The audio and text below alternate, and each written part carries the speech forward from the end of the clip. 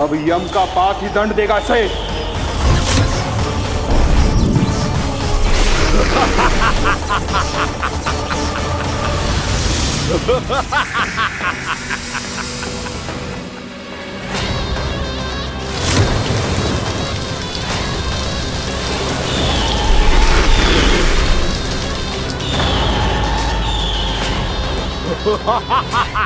तूने जल की धार को भले ही काट दिया हो दुष्ट, पर हिम में धार नहीं होती।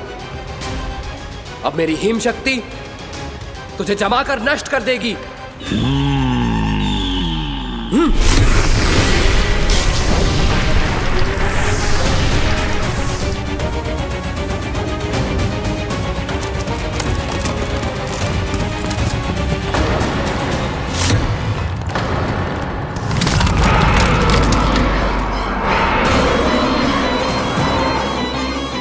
चंद्र, वरुण, यम, अग्नि, इंद्र, तुम में से कोई भी इस योग्य नहीं है कि मुझे पराजित कर पाए और इस विष्णु अवतार की रक्षा कर पाए।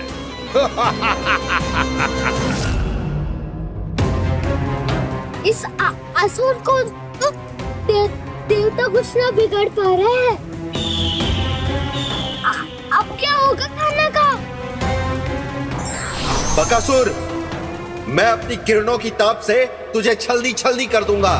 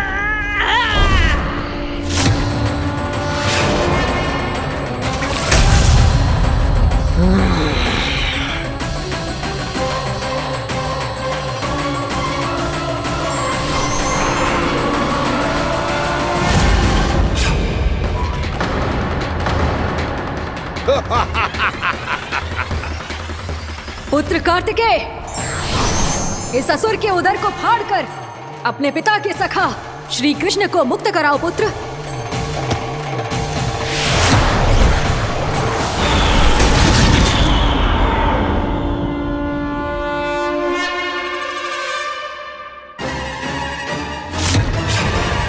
मैंने कहा था, तुम में से कोई भी मेरा बाल भी बांका नहीं कर पाएगा।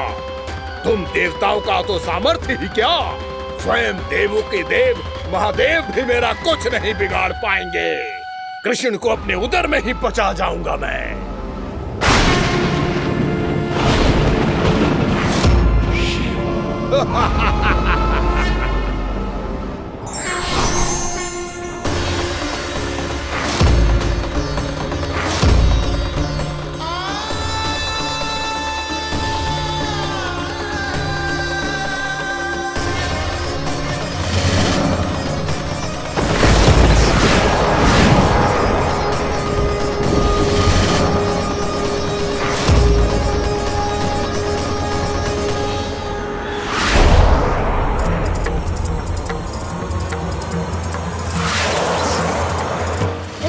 शिव शंकर का त्रिशूल है। एक ही बार में इस असुर का प्राण ले लेगा ये। हाँ, महादेव का त्रिशूल।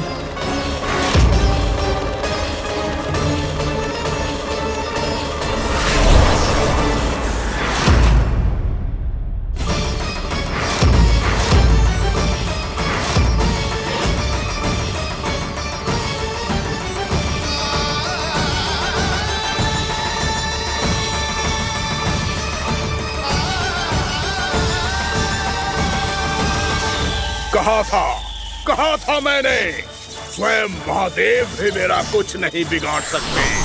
अजय हूं मैं, अजय।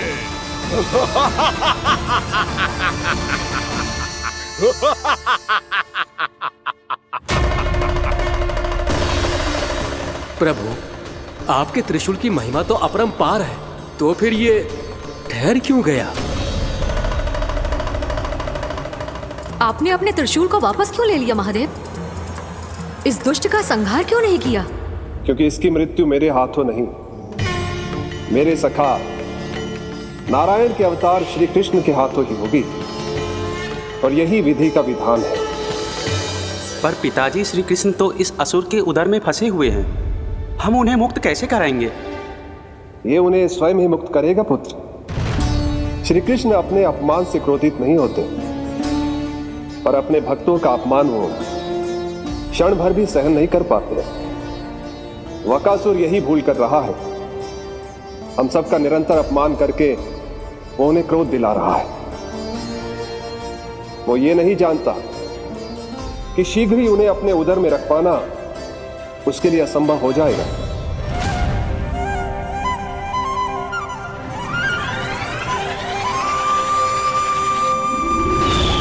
क्या हुआ महादेव? पराजित होकर भी मुस्कुरा रहे हैं। पर अब तो महादेव कहलाने के भी योग्य नहीं रहे आप। असफल देवताओं की इस अयोग्य सेना को लेकर चले जाइए यहाँ से।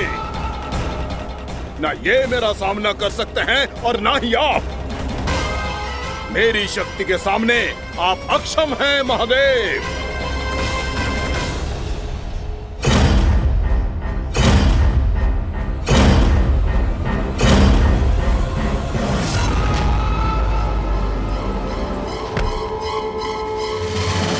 सुधा, जिस दुष्ट ने मेरे लल्ला को निगलो है ना, भीतर से जलेगो, छटपटाएगो, पीड़ा से कराएगो। जिस दुष्ट ने मेरे लल्ला को निगलो है ना, भीतर से जलेगो, छटपटाएगो, पीड़ा से कराएगो। ये क्या हो रहा है मुझे?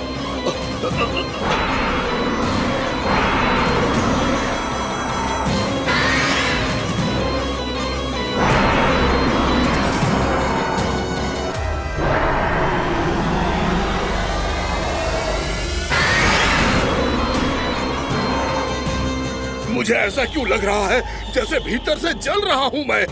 ये क्या हो रहा है मुझे?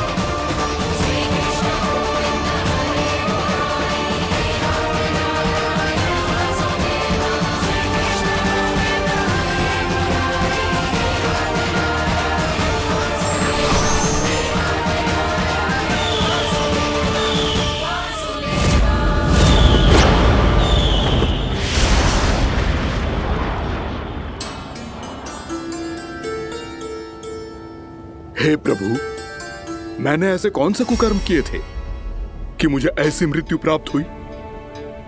और ऐसे कौन से सुकर्म किए थे? क्या आपके हाथों से मुझे मोक्ष प्राप्त हुआ है प्रभु? सीमित स्मरण करो, हे गिरीश की पुत्र वक्कासुर। स्मरण करो, कैसे अपने पिता की तरह अभिमान से भरे हुए थे तुम। स्मरण करो, कैसे हमें पराजित करने के लिए पूरी सृष्टि को संकट में डाल दिया था तुमने, और हमें विवश होकर पराजय स्वीकार करनी पड़ी थी। स्मरण करो, कैसे तुमने देवराज इंद्र का छत्र चुरा लिया था। पर यह सब भी पर्याप्त नहीं था वक्कासुर। तुम्हारे पापों का घड़ा तब भरा था जब तुमने देवी गंगा के जल में साधना करते हुए जजाली मुनि की तपस्या में व्यवधान डाला था।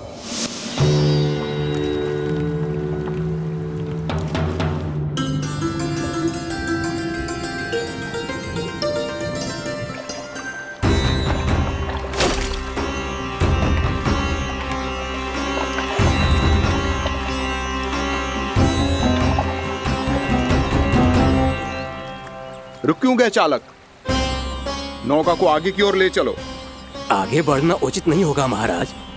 यहाँ से कुछ ही दूरी पर जालजली मुनि तपस्या कर रहे हैं। तो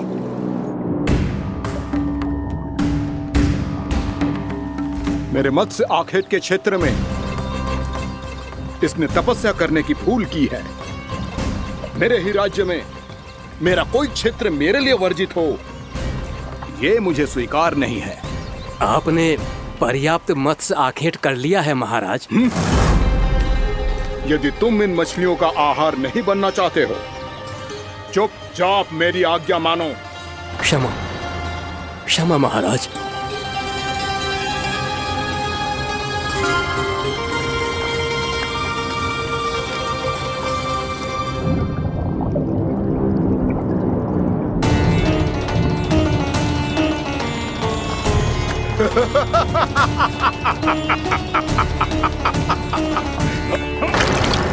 मुनिवर, रक्षा कीजिए, रक्षा कीजिए मुनिवर। हमारे प्राण बचाइए मुनिवर, मुनिवर हमारे प्राण बचाइए।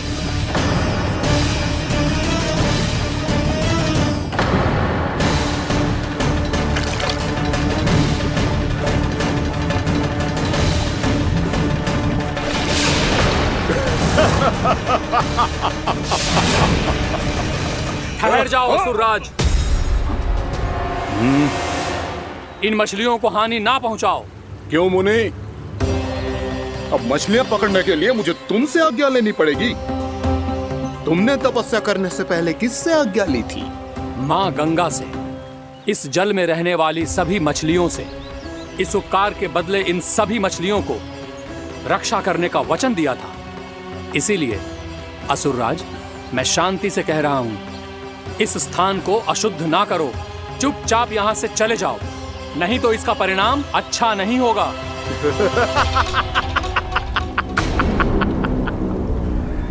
तुम जिन देवताओं की तपस्या कर रहे हो ना मुनि, उन्होंने भी मेरा कुछ नहीं बिगाड़ पाया था, और तुम मुझे धमकी देने का दुस्साहस कर रहे हो।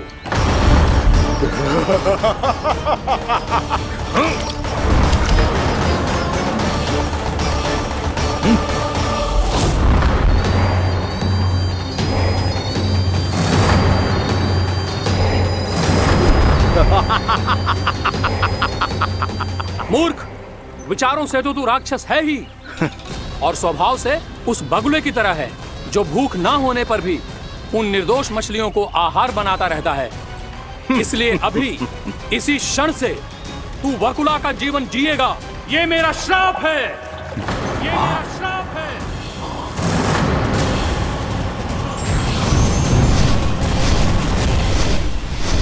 श्राप पाने के बाद तुम्हें आभास हुआ कि तुमने कितना बड़ा अपराध किया था, और तब तुम जजाली मुनि से क्षमा याचना करने लगे।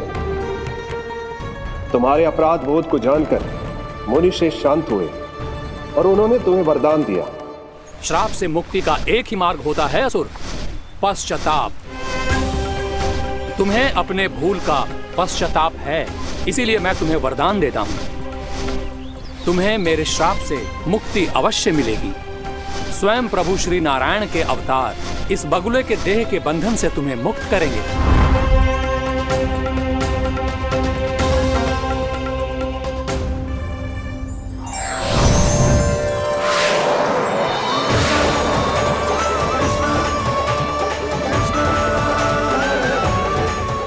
स्वीकार करें प्रभु।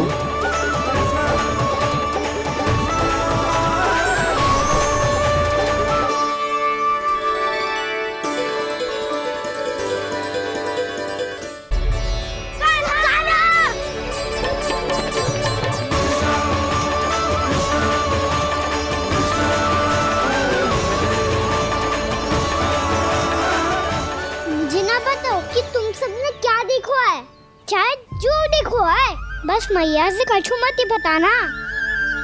कान्हा!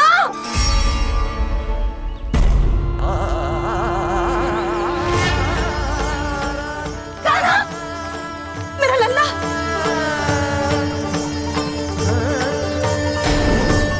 भानु बता रहा था तुझे कोई असुर पंछी निकल गया था। हाँ?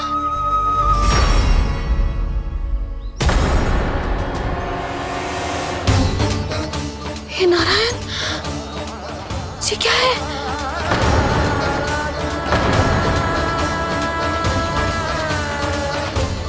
ये सब कैसे हुआ लल्ला?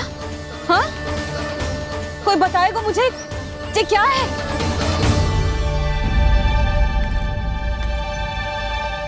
श्रीधामा, मधुमंगल, चिची को सब कुछ बता दो। ये असुर पक्षी मुझे निगलने वाला था रानी भाभी, तभी अंतिम क्षण में कान्हा ने आके मुझे बचा लियो। और ये असुर पक्षी ने कही कि यह है वृंदावन का राजकुमार, नंदराज का लल्ला। इसके होते कोई भी वृंदावन वासियों को हानि ना पहुंचा सकते। रानी भाभी, कान्हा ने अपने प्राणों की चिंता ना करी और इस क्रूर राक्षस से भिड़ गयो और इस राक्षस पक्षी ने इसे निगल लियो। इतना पर्याप्त है, भोला काका, सब कुछ बताने की आवश्यकता नहीं है। ये सब देख के सारी बालक मंडली इतनी व्याकुल हो गई कि सबने अपने प्राण अर्पित कर दिए और इस असुर पक्षी से कहे कि हमें खा लो और हमारे सखा को छोड़ दो। इन बालकों का पराक्रम देख के सभी देवतागण यहाँ आ गए और उनके हृदय भी पिघल गए और उन्होंने इस राक्षस पक्षी से युद्ध करके इसे मार गिराया। देवताओं के राजा इंद्र के वज्र का प्रहार तो मैंने अपनी आंखों से देखा है ताई जी।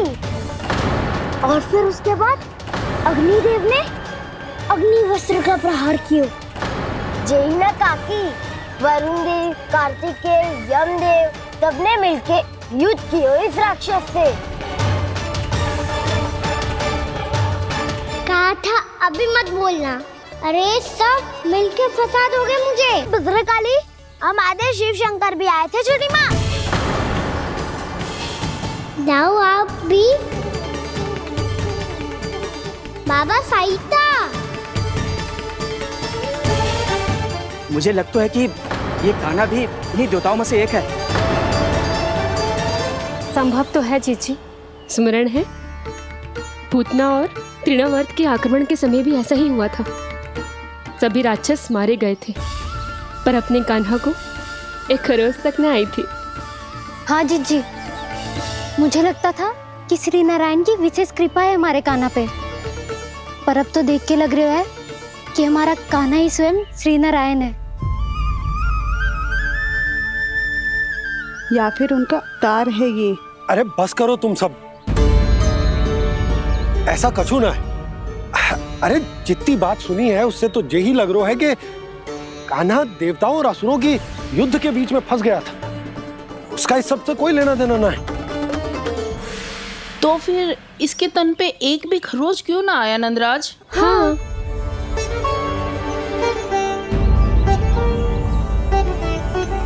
है काकी, खरच तो है।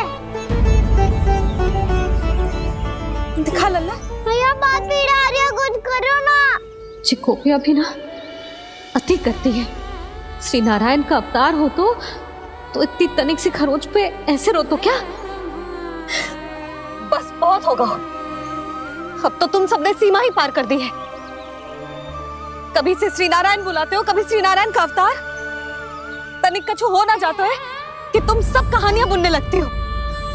जे बस साधारण सा बालक है, मेरा लल्ला है जे, इसे भगवान मत ही बनाओ।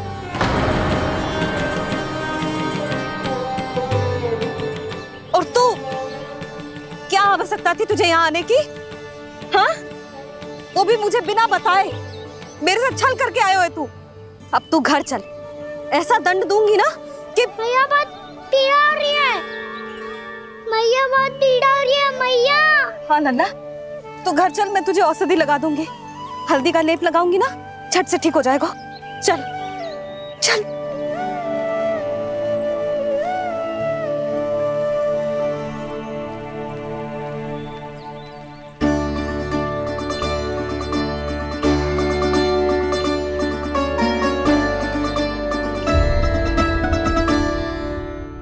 बहुत पीड़ा हो रही है मैया।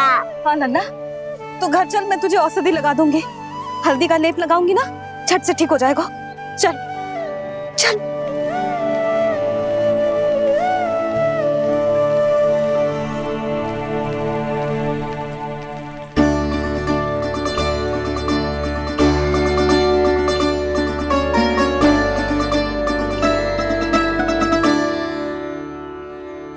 बस लल्ला बस, रो मत। चल चल चल, आजा। अभी औषधि लगाऊंगी ना, तेरी सारी पीड़ा लुप्त हो जाएगी। आजा आजा, बैठ जा लल्ला। अभी आई मैं। हाँ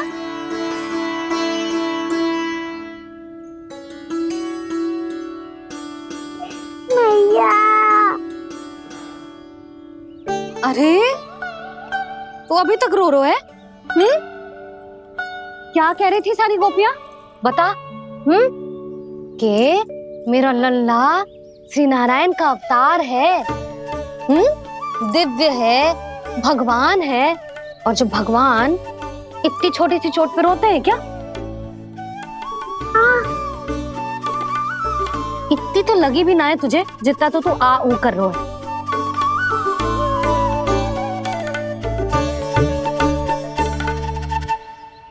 आओ ना करूंगो, आप ऐसा दुलार थोड़ी करोगी। ओहो, वृंदावन का गौपालक जो इतनी छोटी सी चोट पे रोता है ना, गोप बालकों का मुखिया इतनी छोटी सी चोट पे रोता है। मेरा लल्ला तो सबसे शक्तिशाली है, इतनी छोटी सी चोट तो क्या बड़े बड़े राक्षसों से भी ना घबराता है। हाँ, एक बार में सबको समाप्त कर देता है कि ना? हाँ मैया, यदि कोई राक्षस वृंदावन की ओर तेरी दृष्टि करके आएगा तो सबसे पहले कान्हा को सुरक्षा में खड़ा पाएगा, फिर चाहे जो बाल बन के आए या बगुला बन के।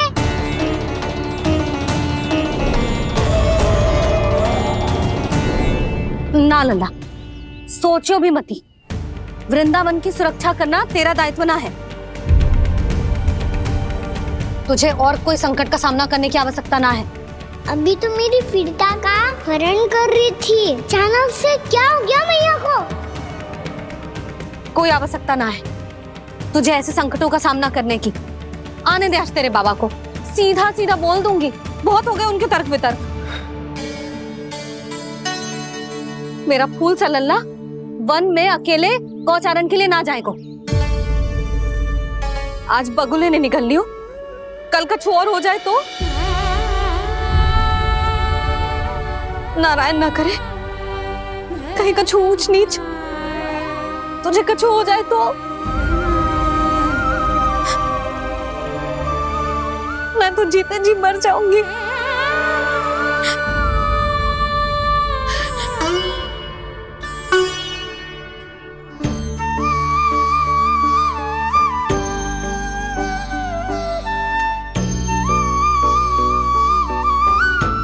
वीर लल्ला की वीर मैया इतनी से बात तो रोती है क्या? क्या करूं कान्हा, तुझे ऐसे बार बार संकट के मुंह में जाते हुए ना देख सकती मैं। तो फिर मैया मैं वचन देता हूँ, आज के बाद मैं गौचारण के लिए तभी जाऊंगा जब आप आज्ञा दोगी। पक्का? छल ना करेगा ना मेरे साथ? मैंने कब छल करो मैया? अच्छा ठीक है, ना करूंगा छल। यदि आपसे पूछे बिना बाहर निकलो तो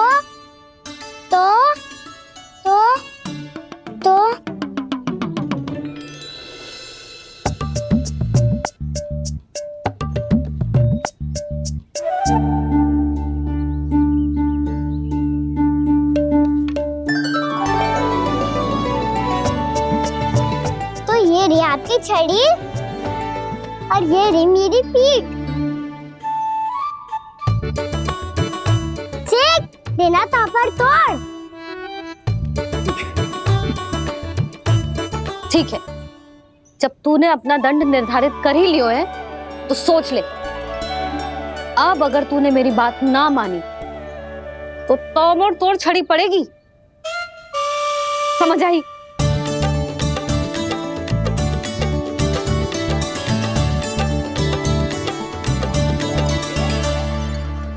अच्छा ही है कि कान्हा कुछ दिन घर ही रहे। आज वन में जो हुआ है अवश्य कंस ने ही करवाए हुए वो सब।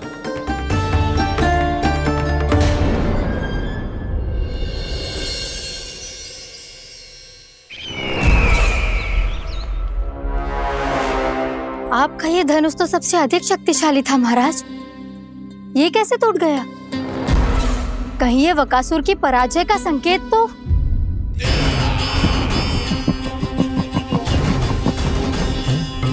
प्राप्ति, लगता है तुम्हें शुभ समाचार मिला नहीं। उस बकासुर ने उस विष्णु अवतार को जीवित ही निगल लिया है। अरे अब तक तो उस नन्हे से बालक को पचा भी चुका होगा वो। उसके तन में रक्त बनकर वो विष्णु अवतार और उसकी शक्तियां दौड़ रही होंगी। क्षमा कीजिए महाराज। क्षमा कीजिए, इस अशुभ से मुख से शुभ समाचार आने दो। माथे के बल को ढीला करो, चेहरे पर मुस्कान लाओ और कहो, महाराज, वृंदावन में मातम फैल चुका है। मैं ऐसा ही करता महाराज, यदि सूचना सत्य होती तो।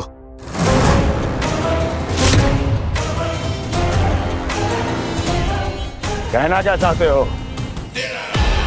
एक क्षण में सूचना उगलो, अन्यथा मेरा योद्धा बकासुर विष्णु अवतार की तरह तुम्हें भी जीवित निकल जाएगा। आने दो। बकासुर मारा गया महाराज, बकासुर मारा गया महाराज, बकासुर मारा गया। बकासुर मर चुका है? असंभव। असंभव। बकासुर ने उस बालक को निगल तो लिया था, पर उसकी सुरक्षा करने के लिए सभी देवता वहां प्रकट हो गए, पर फिर भी कोई बकासुर का सामना नहीं कर पाया। और फिर क्या हुआ? वो बालक स्वयं ही बकासुर के उदर से बाहर आ गया और उसकी चोंच तोड़कर उसकी हत्या कर दी।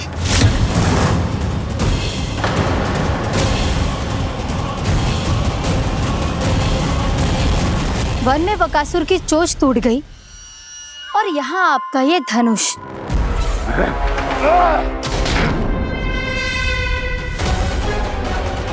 केवल नहीं टूटा तो आपका ये भ्रम महाराज। क्षमा कीजिएगा महाराज, आपका भ्रम टूटना आवश्यक है। आवश्यक है आपको यह आभास होना कि उस विष्णु अवतार को पराजित करने के लिए आपके साधारण योद्धाओं में वो सामर्थ्य नहीं है। अच्छा सर, उतना तृणावर्त, बकासुर, ये सब साधारण नहीं थे प्राप्ति, साधारण नहीं थे। फिर तो ये और भी अधिक चिंता का विषय है महाराज, क्योंकि इसका अर्थ तो यही हुआ कि वो विष्णु अवतार कुछ अधिक ही असाधारण है और उसका सामना करने के लिए और उसे मिट्टी में मिलाने के लिए आपको एक ऐसे अस्त्र की आवश्यकता है जो उसके सामने ना झुके और ना ही टूटे।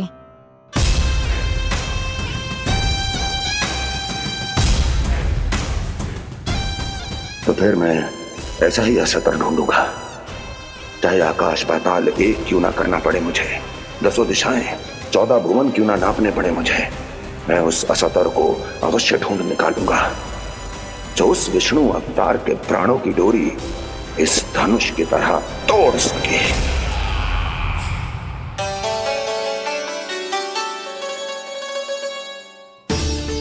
थैंक्स मामा ने मैया को वचन दिया है कि जब तक नहीं चाहेंगी मैं वन नहीं जाऊंगा। इसलिए आप मुझे मारने के लिए कोई शक्तिशाली असुर ढूंढने में व्यस्त रहो।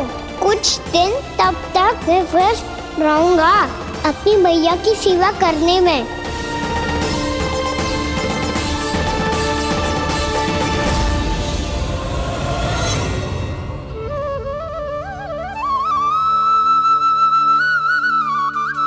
लो मैया तुलसी जी को चढ़ाने के लिए जल।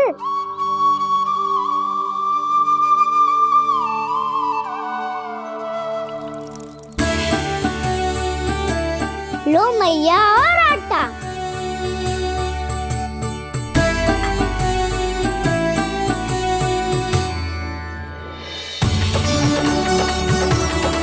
लो मैया बेलन।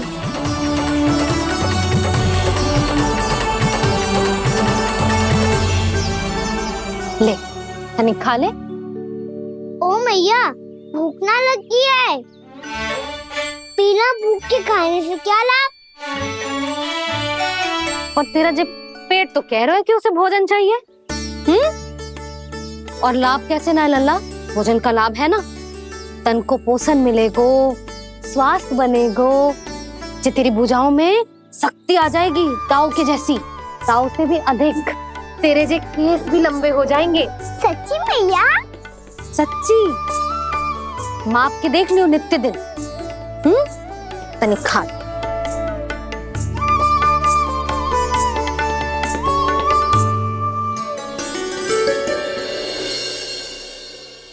मान के मैया का कहना, छक के भोजन खाते हैं, नित्य मापते भुजा केश, पर ज्यो का त्यों ही पाते हैं।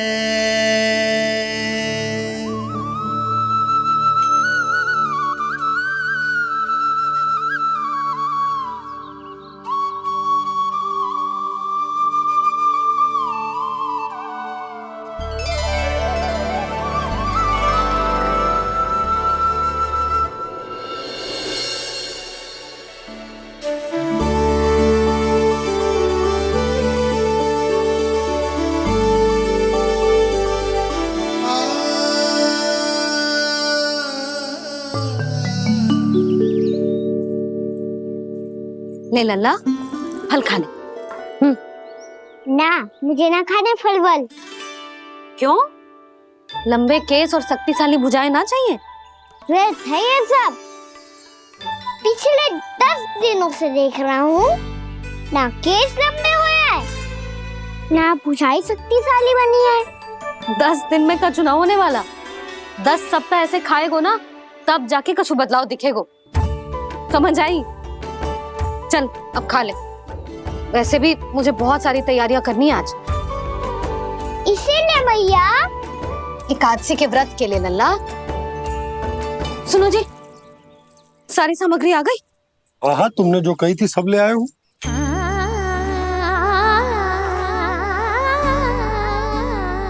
इसमें नारियल तो है ही ना, उसके बिना मैं एकादशी की पूजा कैसे करूंगी?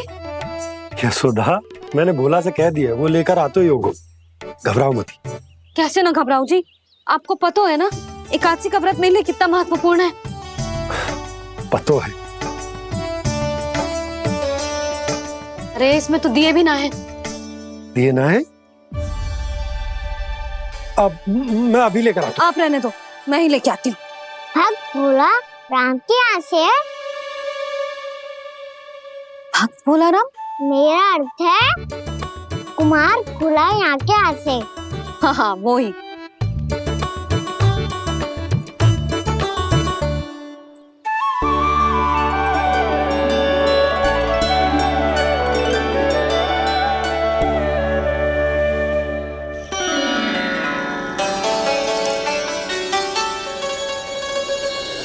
श्री हरि, श्री हरि, मेरे श्री हरि।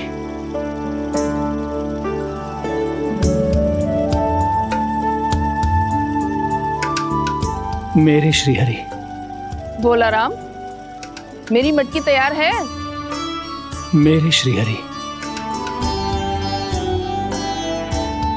मेरे श्रीहरि।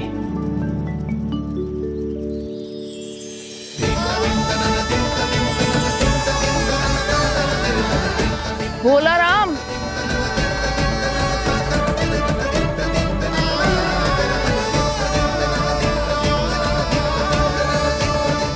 भोला काका, ओ भोला काका।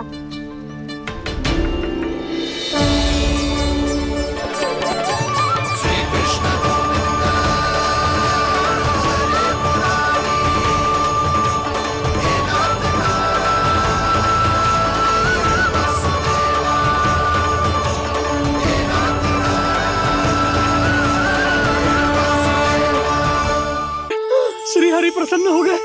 मेरे श्री हरि आ गए, मेरे भगवान आ गए। मेरे श्री हरि आ गए, मेरे भगवान आ गए। मेरे श्री हरि आ गए, मेरे भगवान आ गए। मेरे श्री हरि आ गए, मेरे भगवान आ गए। मेरे भगवान आ गए, मेरे घर मेरे भगवान आ गए।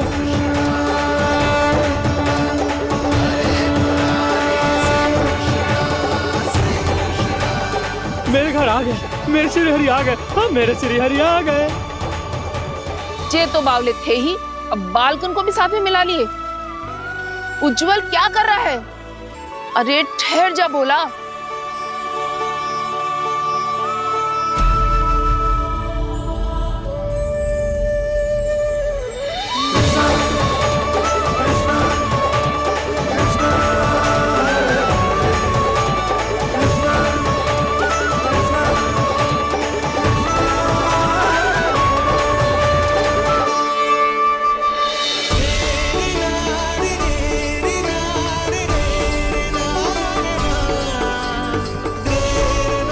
प्रेम से बुलाओ, आएंगे हरी भी।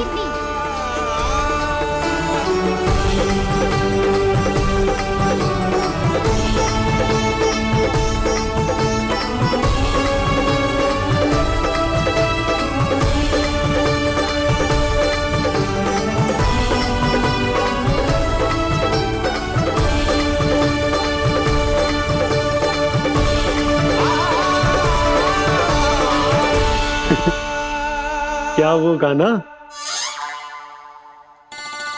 किसकी धुन में झूम रहा तू? निर्मल निशा भक्ति की धुन में।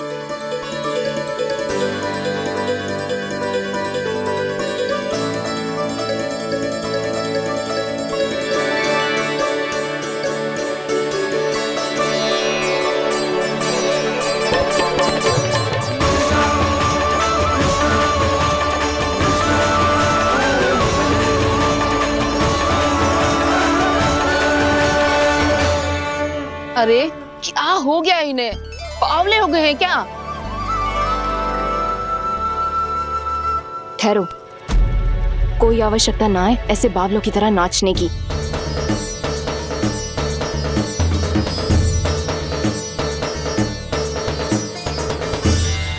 बावले ना है मौसी, भक्ति में रम गए। बस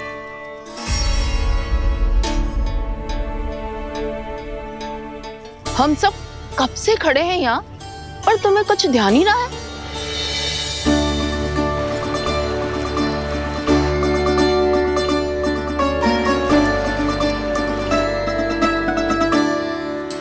नाच गाने में ऐसे मगन हुए कि हमें देखा भी ना। मुझे नाचते हुए देख मेरे श्री हरि को इतना आनंद आ रहा था कि मैं अपने आप को रोक नहीं सका। और वैसे भी मेरे जन्म का एकमात्र उद्देश्य है श्री हरि की सेवा करना, श्री हरि को प्रसन्न करना। तुम बावले हो भोला राम, या हमें बावला बना रहे हो? श्री हरि और तुम्हें देख रहे हैं? हाँ, अभी वो यहीं थे, देख रहे थे। भोला काका, आपने भी ना अति कर दी। अब हमें भी बताओ तनी, कहाँ थे श्री हरि?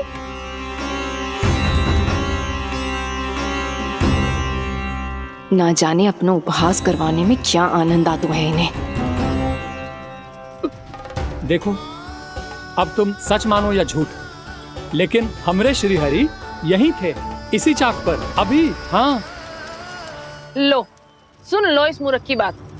श्री हरि को और कोई स्थान ना मिलो जो इसके मिट्टी के चाक पे आकर बैठेंगे। श्री हरि को और कोई स्थान ना मिलो जो इसके मिट्टी के चाक पे आकर बैठेंगे। श्री हरि को और कोई स्थान ना मिलो जो इसके मिट्टी के चाक पे आकर बैठेंगे। जैसी मैया भैंसो ही लल्ला, दोनों का कुछ पता ही ना चलतो, कब किस बात पर प्रसन्न हो जाए और किस बात पर रुष्ट। अरे मैं भला असत्य क्यों बोलूंगा? अभी अभी यही थे श्री हरि। हाँ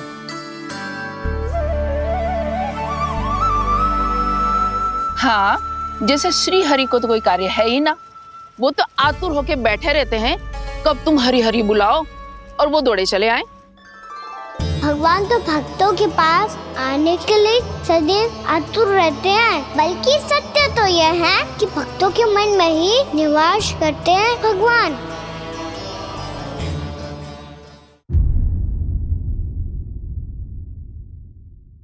मैं भला असत्य क्यों बोलूंगा?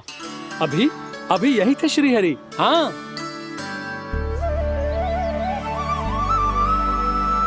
हाँ, जैसे श्री हरि को तो कोई कार्य है ही ना, वो तो आतुर होके बैठे रहते हैं कब तुम हरि हरि बुलाओ और वो दौड़े चले आए। भगवान तो भक्तों के पास आने के लिए सदैव आतुर रहते हैं, बल्कि सत्य तो यह है कि भक्तों के मन में ही निवास करते हैं भगवान। भगवान तो भक्त के पास आने के लिए सदैव ही आतुर रहते हैं शंकरी मौसी। बल्कि सच्ची बात तो ये है कि भगवान हमारे मन में ही निवास करते हैं। कम से कम तू तो इसे बढ़ावा मत दे जशोदा। जब देखो जब हरि नाम की रट लगाए रहते है। हरि बोलते बोलते ऐसो बावलो होता है कि सारा कार्य भूल जाता है। 2 दिन से अपनी मटकी के लिए चक्कर काट रही हूँ। अभी तो एक चक्कर और लगाना होगा आपको। आपकी मटकी तैयार हो गई है, अभी लाता हूँ।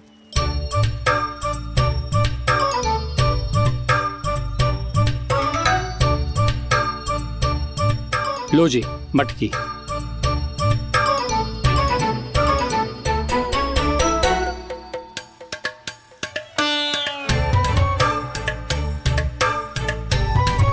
इस कच्चे मटके का क्या करूं मैं?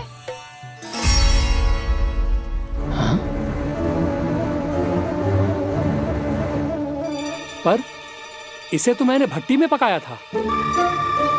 अब तू ही देख ले कितना ध्यान रहता है इस कार्य पे। और कह तो है कि श्री हरि आते हैं इससे मिलने। हाँ आते हैं और आगे भी आएंगे हमारे श्री हरि हमसे मिलने। और आके मोक्ष देंगे, है ना?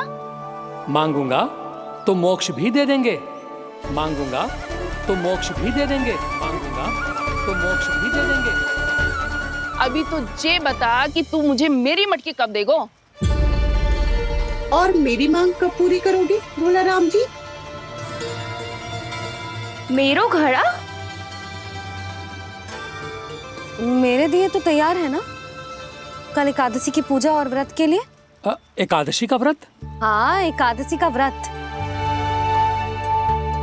इसे करने से श्री हरि बहुत प्रसन्न होते हैं। अच्छा, फिर तो अभी लाया।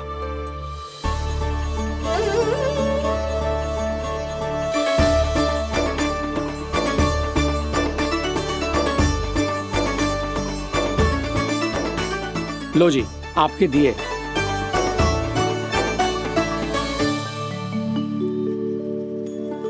और जो हमने मांगा है वो? बाकी सब शेष द्वादशी के दिन मिलेगा, क्योंकि कल मैं भी एकादशी का व्रत रखूंगा, क्योंकि कल मैं भी एकादशी का व्रत रखूंगा, क्योंकि कल मैं भी एकादशी का व्रत रखूंगा।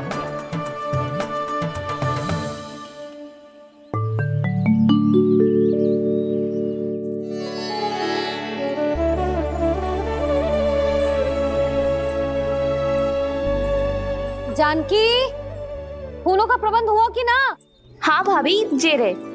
सदैव विलंब कराती है। पर भाभी इस बार तो फूल समय से ही लाई थी। क्या हुआ जशोदा? अभी तो पूजा की तैयारी ना हुई? देखो ना मौसी, जी जानकी ना कुछ छूट ही जाता है इसके कारण। एकादशी की पूजा और व्रत आते ही जसोदा भाभी इतनी वग्र हो जाती है? ऐसो क्या होगा इस पूजा में?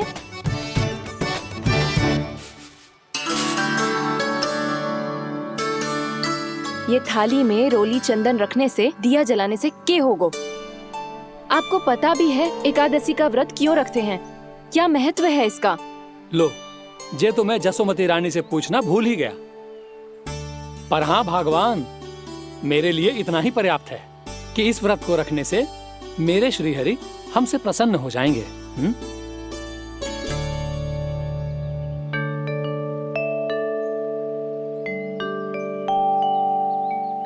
नारायण ही जाने ऐसे कैसे पूजा करते हैं जे श्री हरि की एक मूर्ति तक ना है इनके पास।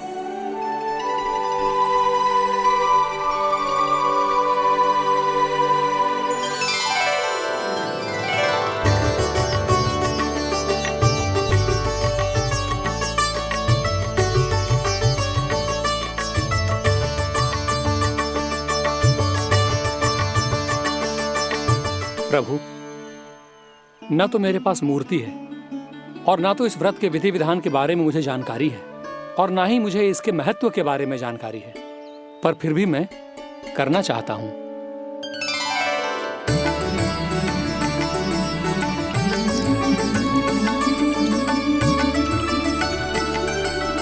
इसीलिए मैं दृढ़ संकल्प लेता हूं, पूरी निष्ठा के साथ, श्रद्धा के साथ और पूरी आस्था के साथ मैं इस व्रत को संपन्न करूंगा।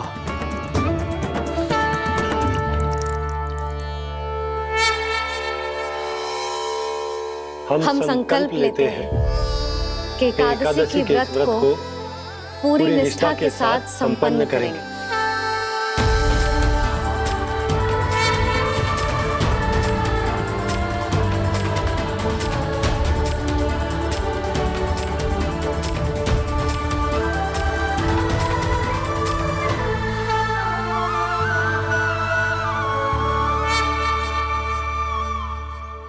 तुलसी जी के पत्ते तो हैं ही ना। श्री नारायण को तुलसी जी के पत्ते के बिना भोग ना चढ़तो है। जानकी, तुलसी के पत्ते कहाँ हैं? भाभी, मैं तो कब से यही पूछना चाह रही थी कि तुलसी के पत्ते लाऊं क्या, पर आप तो व्यस्त थी ना। तुझे कितनी बार समझाओ है ना, यदि तेरे कछु करने से किसी और की कोई हानि ना हो रही हो या किसी के अच्छे कार्य में सहायता हो रही हो तो मुझसे आज्ञा लेने की आवश्यकता ना है। समझ गई भाभी, आगे से जाना उनको। ले अभी लेकर आती हूँ।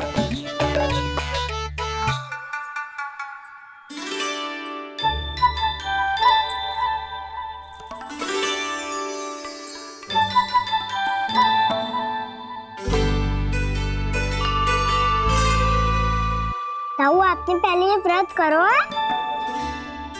आपको इसका महत्व पता है? भाभी चल। जानकी, तुमने ये व्रत करो है? फिर तुमको इसका महत्व पता है? सुमति जी, आपको पता है इसका महत्व?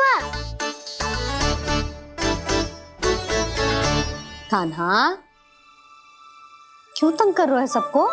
मैया, सबने करो ये व्रत, मुझे भी करना है।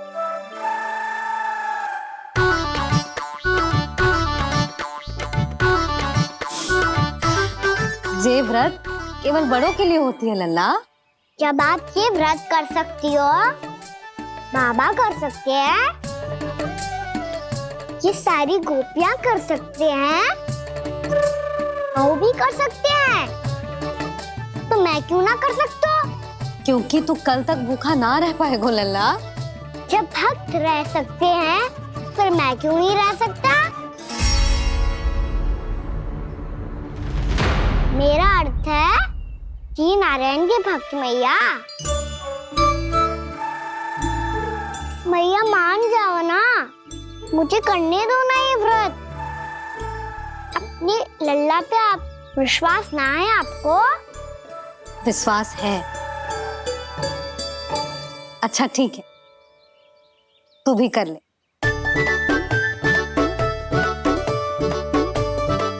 पर मैया व्रत की कथा तो सुनाओ, मैं तो अबध हूँ ना, मुझे कैसा पता चलेगा कि ये व्रत करते क्यों हैं?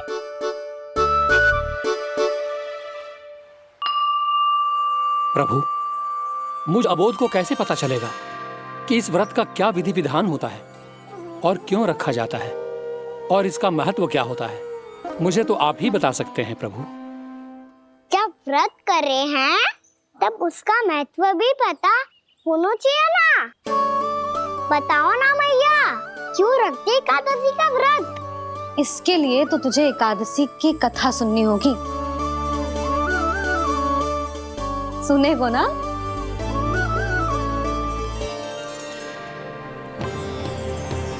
वसुदेव सुतं देवं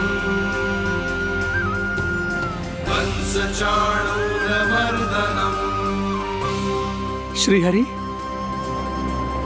यशोदा परमानंदम् कृष्णं वन्दे जगद्गुरुम्। वाह प्रभु, अपने भक्तों को एकादशी व्रत का महत्व समझाने का अच्छा उपाय खोज निकाला है आपने।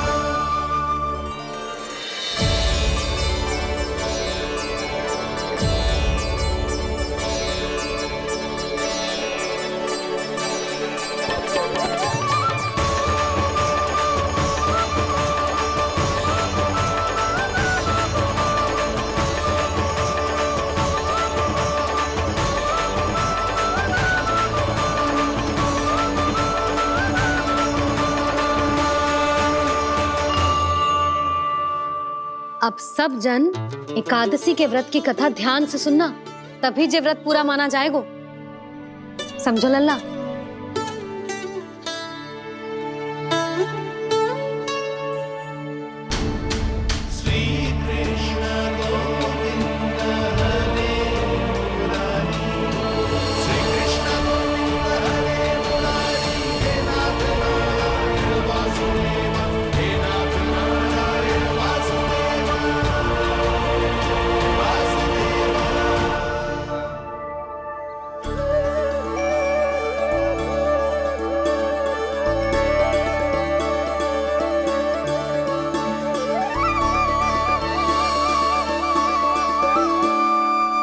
सतयुग में चंद्रावती नाम के नगर में मूरा नाम का एक असुर राज्य करता था।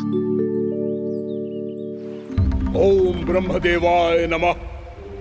ओम ब्रह्मदेवाय नमः। ओम ब्रह्मदेवाय नमः। ओम ब्रह्मदेवाय नमः।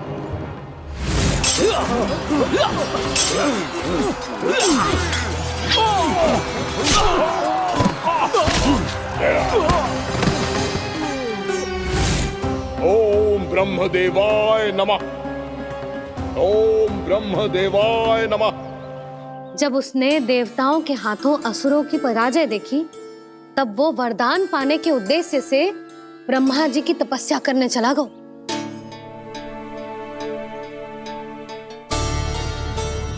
शीघ्र ही मूरा की तपस्या सफल हो गई और ब्रह्मदेव जी उससे प्रसन्न हो गए। ओम ब्रह्मदेवाय नमः। ओम ब्रह्मदेवाय नमः। ओम ब्रह्मदेवाय नमः। ओम ब्रह्मदेवाय नमः। ओम ब्रह्मदेवाय नमः। ओम ब्रह्मदेवाय नमः। ओम ब्रह्मदेवाय नमः। ओम ब्रह्मदेवाय नमः। मूरा,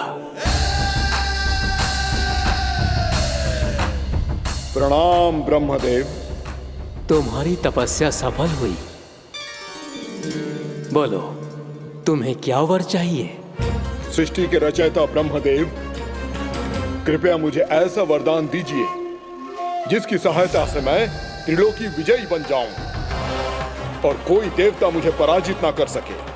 यहां तक कि देवताओं के रक्षक, सृष्टि के संचालक भगवान श्री विष्णु के लिए भी मैं अपराजय रहूं।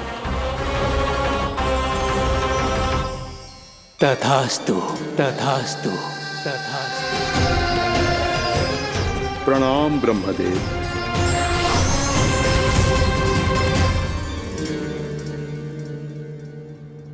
ऐसा वरदान पाकर मूरा बहुत अभिमानी होगा।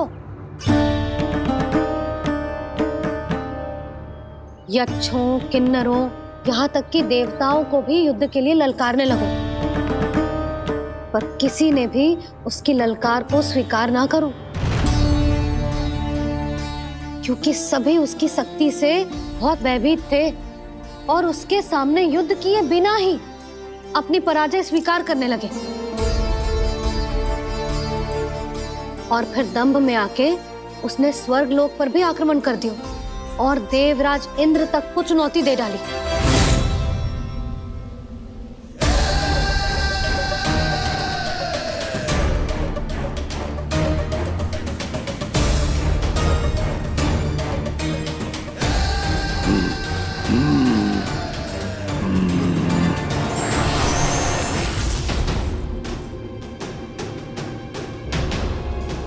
मैं प्रतीक्षा कर रहा हूं देवराज, क्या उत्तर है तुम्हारा? मुझसे युद्ध करोगे या फिर बिना लड़े ही पराजय स्वीकार कर मेरे अधीन हो जाओगे और सौंप दोगे मुझे अपना ये स्वर्ग लोक? सारी शक्ति तुम्हारे मुख में है या कुछ बाहुबल भी है तुम्हारे पास? मैं तुम्हारी चुनौती स्वीकार करता हूं मूरा, मैं तुम्हारी चुनौती स्वीकार करता हूं मूरा।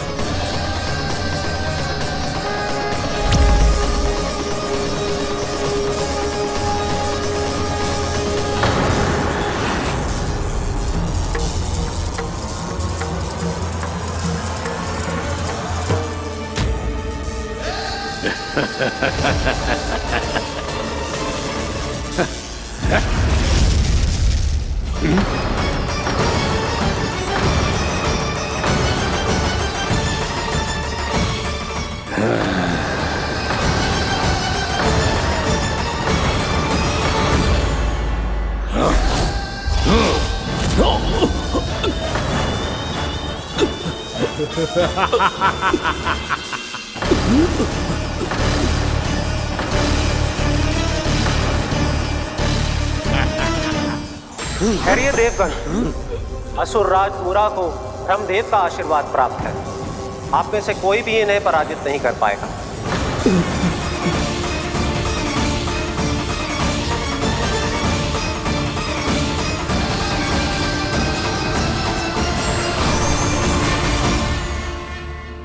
एक अवसर और देता हूं देवराज, युद्ध या अधीनता, क्या उत्तर है तुम्हारा देवराज?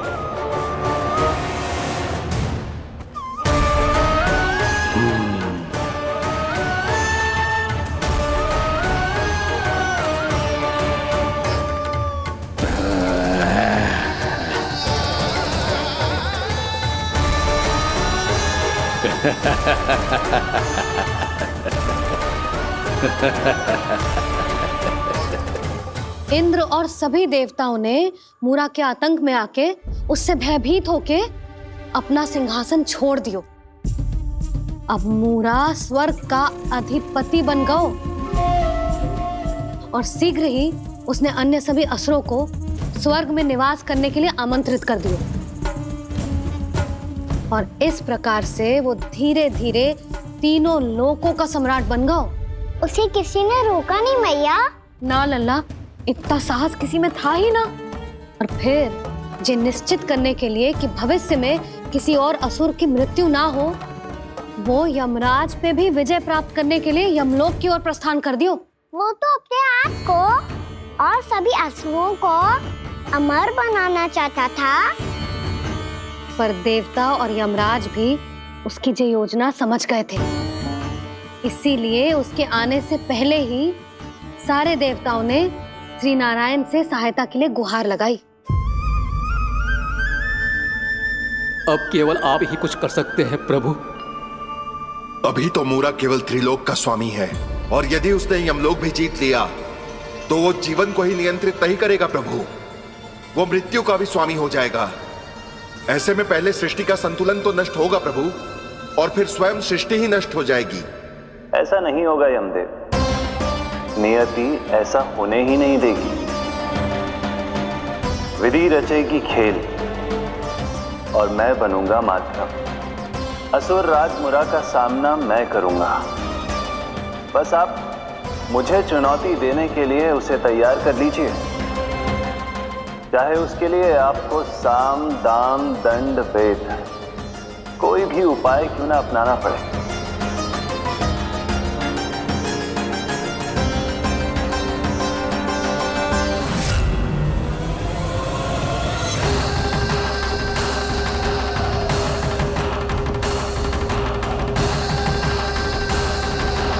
आप तो मेरी प्रतीक्षा में पहले से ही खड़े हैं यमदेव। तब तो आपने मेरी चुनौती के बारे में भी सुना ही होगा। कहिए, क्या उत्तर है आपका? मेरा स्वागत करके अपना राज्य त्यागेंगे या मेरा सामना करके अपने प्राण? असुर राज मुरा का सामना मैं करूंगा। बस आप मुझे चुनौती देने के लिए उसे तैयार कर लीजिए, चाहे उसके लिए आपको साम दाम दंड भेद कोई भी उपाय क्यों ना अपनाना पड़े।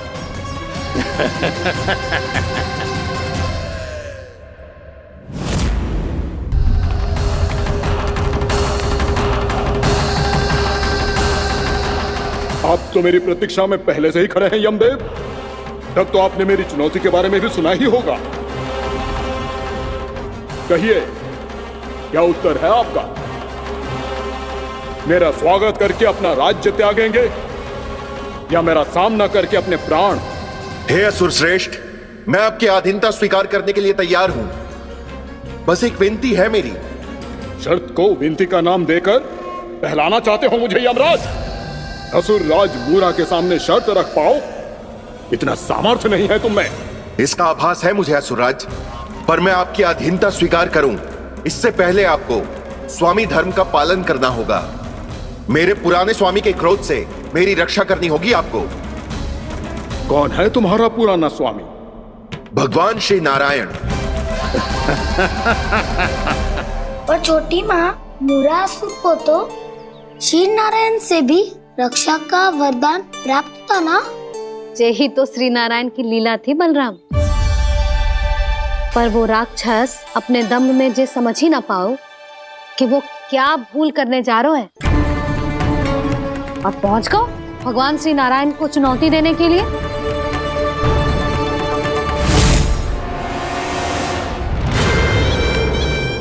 वही ठहर जाओ असुर राज मुरा।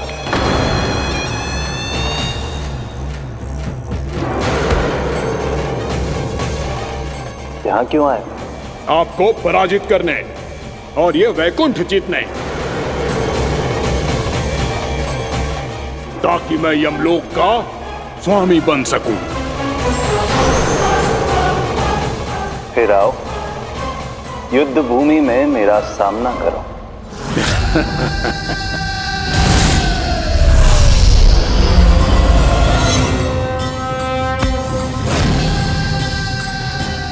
ये नहीं जानते कि इनसे ना हारने का वरदान तो मैं पहले ही प्राप्त कर चुका हूं। इसलिए युद्ध ठीक से आरंभ हो पाए उससे पहले ही इन्हें जीत लूंगा मैं।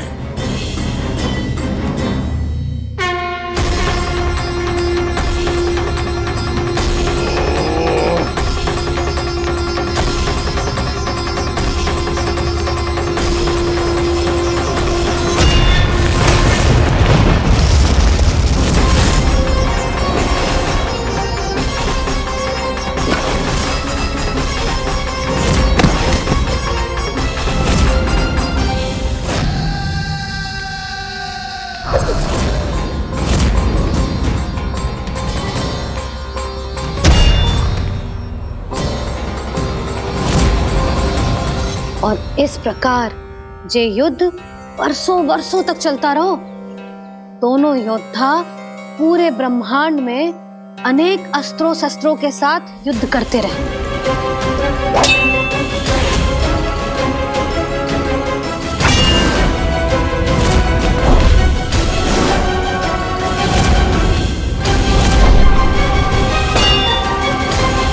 फिर क्या हुआ मैया?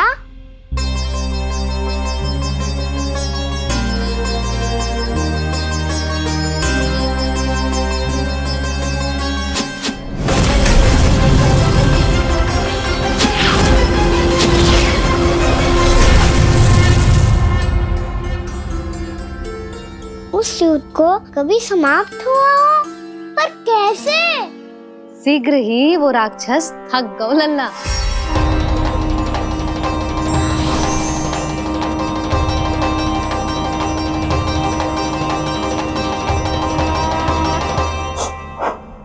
खड़े खड़े देख क्या रहे हैं नारायण? आक्रमण कीजिए, वध कर दीजिए मेरा।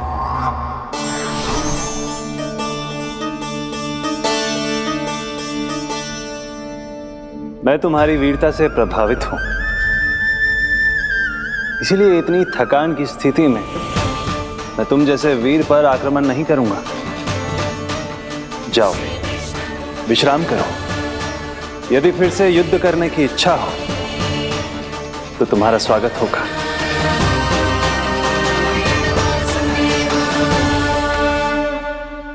जे कह के श्री नारायण बद्रिका आश्रम चले गए और वहां हिमवत नाम की एक कंदरा में ध्यान लगा के बैठ गए। उधर वो राक्षस विश्राम करने लगो। अनेकों दिन बीत गए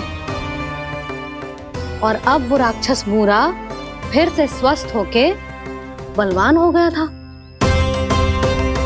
उसने अपनी सारी शक्ति फिर से प्राप्त कर ली थी। श्री नारायण ने उस पर दया करी थी, पर वो फिर से श्री नारायण को छलने को तैयार होगा।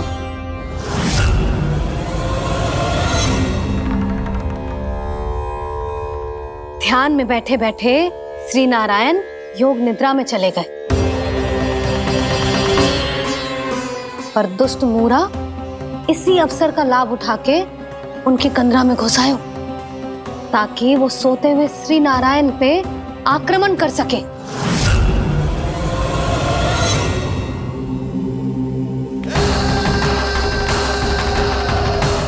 आज इस लंबे युद्ध को जीतकर अपने इस अंतिम शत्रु का भी अंत कर दूंगा मैं।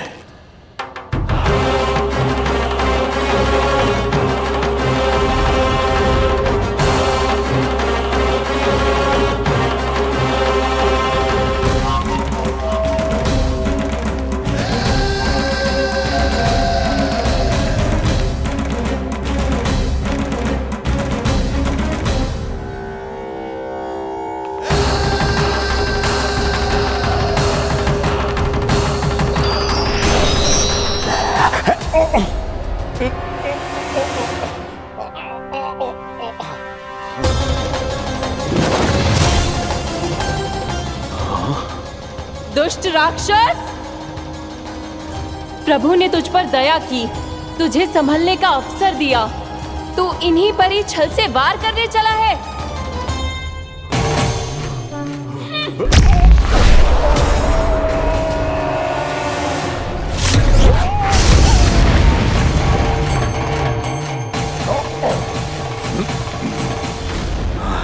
मैं अजय हूँ, मुझे कोई पराजित नहीं कर सकता। ब्रह्मा का वरदान है मुझे।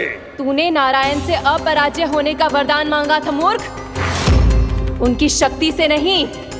ध्यान से देख, मैं तेरी मृत्यु हूँ, मृत्यु।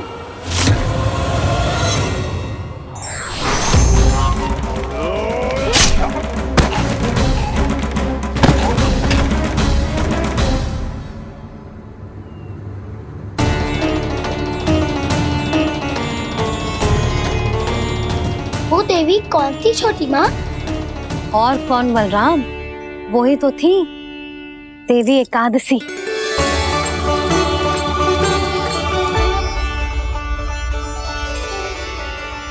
मुझे क्षमा कीजिए प्रभु, आपकी आज्ञा के बिना ही युद्ध करके आपके शत्रु को मृत्यु के घाट उतार दिया।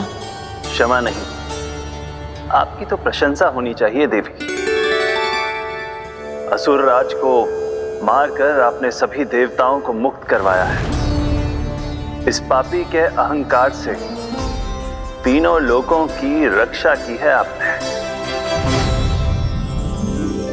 आप एकादशी की तिथि पर मेरी एकादश इंद्रियों से उत्पन्न हुई हैं। इसीलिए मेरे सभी भक्त आपको उत्पन्न एकादशी के नाम से जानेंगे। सभी तिथियों में आपका स्थान सर्वश्रेष्ठ होगा। जिस तरह आपने राक्षस के आक्रमण से मेरी रक्षा की है, उसी प्रकार एकादशी के दिन व्रत करके जो भी भक्त आपकी कथा सुनेगा, मैं स्वयं उसकी रक्षा करूंगा। जो आपकी पूजा करेगा उसे मेरी विशेष कृपा प्राप्त होगी और उसके साथ साथ उसे मिलेगा धन, सिद्धि और मोक्ष।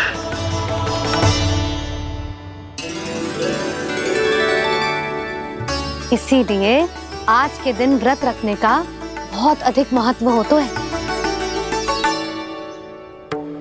बोलो एकादशी मैया की जय। बोलो श्री नारायण भगवान की जय।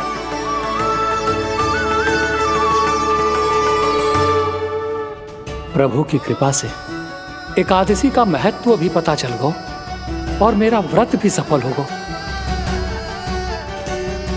अभी नहीं भूला रहा, एकादशी का व्रत पूरी तरह तभी सफल होता है जब द्वादशी के दिन उसे पूरा किया जाता है।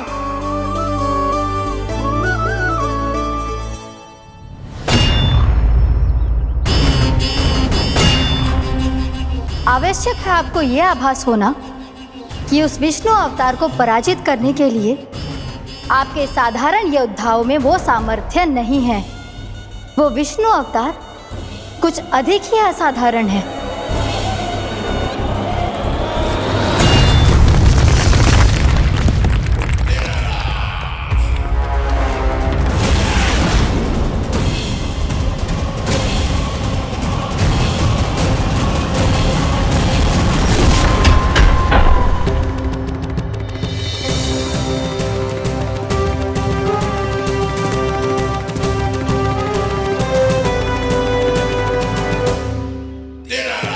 अब मैं दिखाऊंगा उस विष्णु अवतार को असाधारण शत्रु क्या होता है।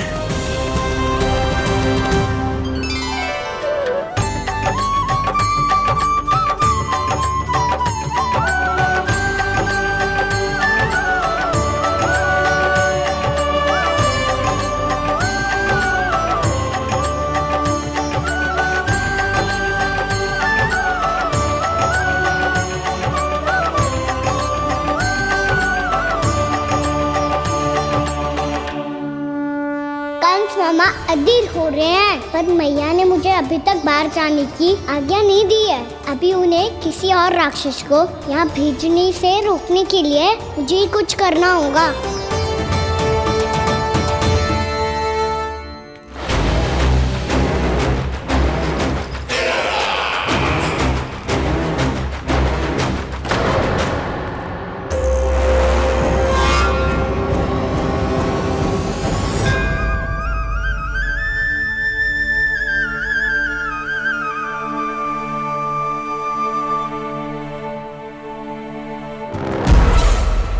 कौन हो तुम? बचपन से ही मुझे मारने का सपना देख रहे हैं, फिर मुझे ही नहीं पहचानते।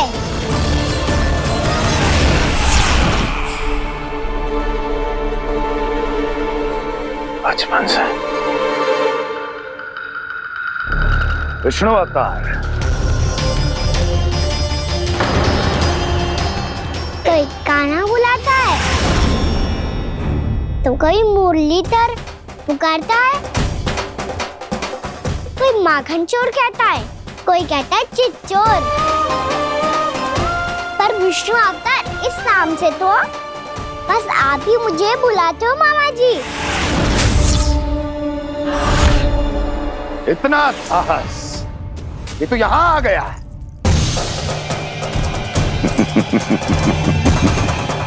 यहां आ तो गया तू विष्णु अवतार, किंतु यहां से जीवित नहीं जाएगा।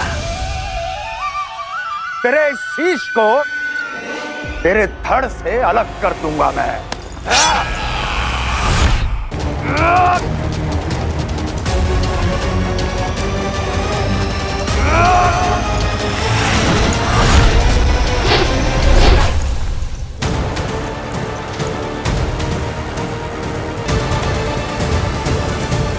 वहाँ कहाँ देख रहे हो मामा जी? मैं तैयार हूँ।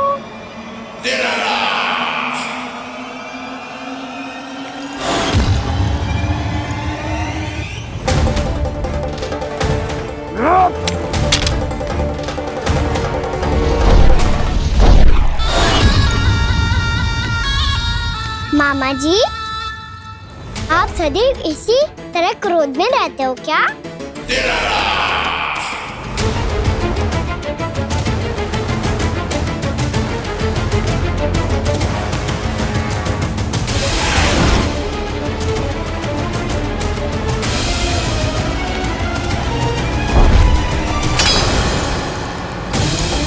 छोड़, छोड़ मेरी तलवार को।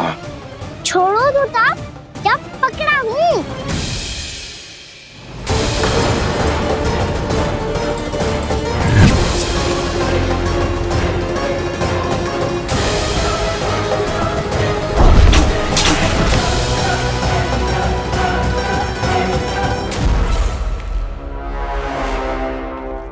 मामा जी,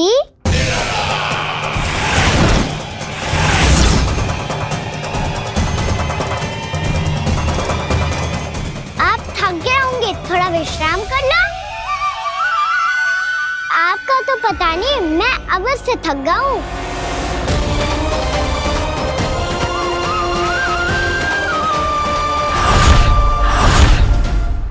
मेरे सिंहासन पर बैठने का तू साहस? अभी तो बस अभ्यास कर रहा था मामा जी। भविष्य में मुझे तो बैठना है यहाँ। आपने बल प्रयोग करके से अपने पिताजी से छीना था। मैं आपसे छीन लूंगा। जो छल और बल से लिया जाए वो अधिक समय तक टिकता नहीं है मामा जी।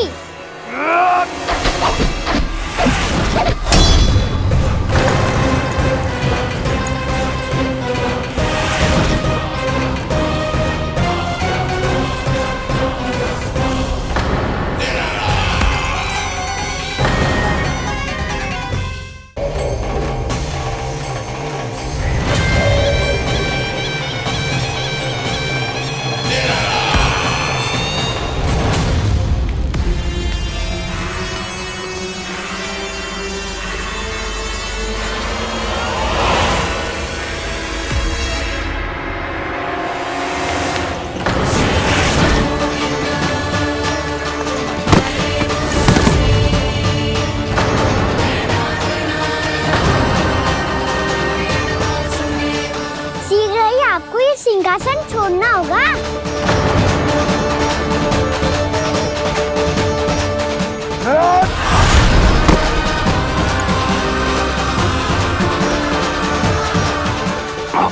वो मेरा सिंहासन छीनना चाहता।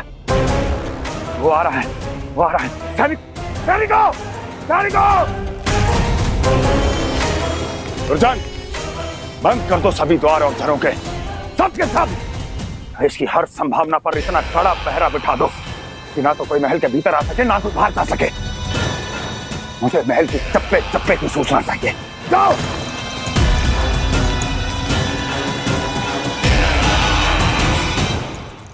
सिंहासन।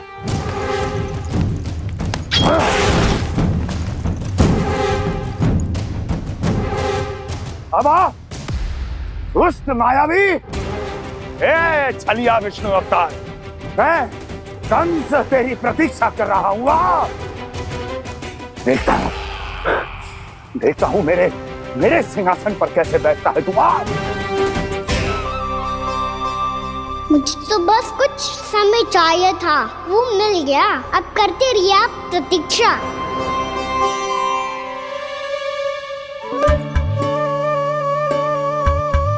जी अपने आप से बातें क्यों कर रहे हैं जी?